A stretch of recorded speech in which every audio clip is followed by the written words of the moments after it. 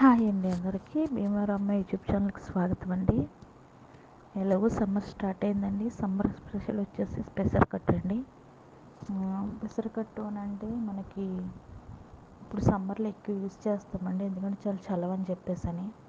ఇది మనకి ఫీవర్ వచ్చిన వాళ్ళకి కానీ, కారం తినకూడదు అన్న వాళ్ళకి కానీ, కిడ్స్ ఉంటారండి అన్నం ముట్టించిన పిల్లలకు కానీ, అలాంటి వాళ్ళకి చాలా చాలా యూజ్ అండి. తర్వాత ఎప్పుడైనా కమ్మగా తినాలనిపిస్తుంది మనకి, అలాంటి వాళ్ళకి కానీ ఇది పెసరకట్టు అనేది చాలా టేస్టీ, చాలా బాగుంటుందండి. చాలా చాలా సింపుల్ అండి, చాలా ఈజీగా అయిపోయింది ఇది. ఇప్పుడు నేను దీని ప్రాసెస్ అనేది మీకు చేసి చూపిస్తాను.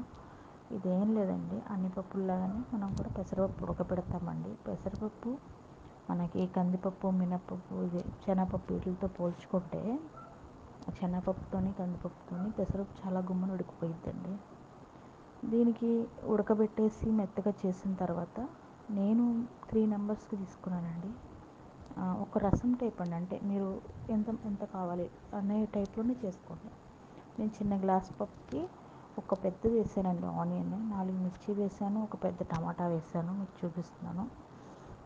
అంతేనండి. అవి పప్పు ఉడికిపోయాక కట్ చేసి వేసేసి కరివేపాకుతో మరిగాక మనం అవి ఉల్లిపాయ మామూలుగా కరివేపాకు, పచ్చిమిర్చి, టమాటా వేసిన తర్వాత 1/2 టీ స్పూన్ పసుపు వేసానండి, 1 టీ స్పూన్ నేను ఉప్పు వేసాను.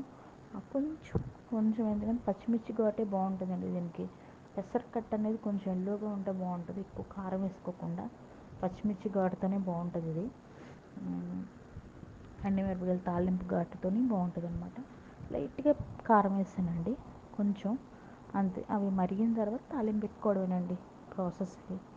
ఇది చంటి పిల్లల కాడ నుంచి, పత్తి ఉన్న వాళ్ళ కాడ నుంచి, ఈ సమ్మర్లో మనం చికెన్ ఫ్రై, మటన్, ఫిష్ అన్నీ వండుకుంటాం. రసం బదులు ఇది చాలా బెస్ట్ అండి. చాలా కమ్మగా ఉంటుంది, చాలా టేస్ట్గా ఉంటుంది, చాలా చాలా బాగుంటుంది, చాలా ఈజీ కూడా ఇది. మీకు కూడా నచ్చుద్ది అనుకుంటున్నానండి. ప్రాసెస్ చూడండి, మీకు నచ్చి మీరు నాకు ఇంతవరకు సబ్స్క్రైబర్స్ కూడా వచ్చారండి 100. చాలా చాలా థ్యాంక్స్ అండి.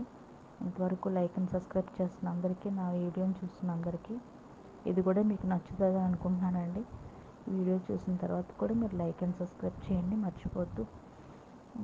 అలాగే దీంట్లో ఇంకోటి ఉందండి, పెసరకట్టులో ఇంకో రకంగా చేస్తారండి. ఎలాగంటే సేమ్ ప్రాసెస్ ఇదేనండి. పెసరపప్పు ఉడకబెడతాము, మరగబెడతాము, ఉల్లిపాయ అన్నీ వేసి, ఆ ఉల్లిపాయలతో పాటు అరచెయ్యంతా అల్లం అండి, పచ్చల్లం కచ్చా పిచ్చా దంచేస్తారండి. దంచేసి దాన్ని వేసేస్తారు, అది మరిగిపోయిద్ది. అలాగా అంటే గొంతు ప్రాబ్లం ఉంది, కొంచెం ఘాటుగా తినాలి అనుకున్న వాళ్ళకి అదొకటండి. అదేంటంటే మనకి పిల్లలు అలాంటి వాళ్ళకి కొంచెం అల్లం అందరూ ఇష్టపడరు కదా, అలాంటి వాళ్ళు తినలేరు. మామూలుగా కమ్మగా తినాలి, చక్కగా చప్పగా బాగుంటుంది అనుకుంటే మటుకి ఇలా పెసరకట్టు ఇలాగే బాగుంటుందండి. చింతపండు పిసికినా అంత టేస్ట్ ఉండదండి, కందిపప్పుకే టేస్ట్, పెసరపప్పుకి కూడా అంత టేస్ట్ ఉండదు. నాకు తెలిసి ఇలాగ పెసరకట్టులా పెట్టుకోవడం చప్పగా చాలా బెటరు. తర్వాత ఏమో ఇలా అల్లం వేసుకుంటారండి, అన్న గొంతు ప్రాబ్లం తినాలనుకున్న వాళ్ళు. అది కూడా ఒక ప్రాసెస్ అండి, దానికి కూడా పెద్ద ఏం లేదు, అల్లం దంచేసి వేసుకోవడం అంతే అండి. మరిగాక తాలింపు పెట్టుకోవడం. ఈ ప్రాసెస్ చూడండి, మీకు నచ్చితే మటుకి లైక్ అండ్ సబ్స్క్రైబ్ చేయడం మర్చిపోకండి. సమ్మర్ స్పెషల్గా పెసరకట్టు అండి. ఓకేనండి.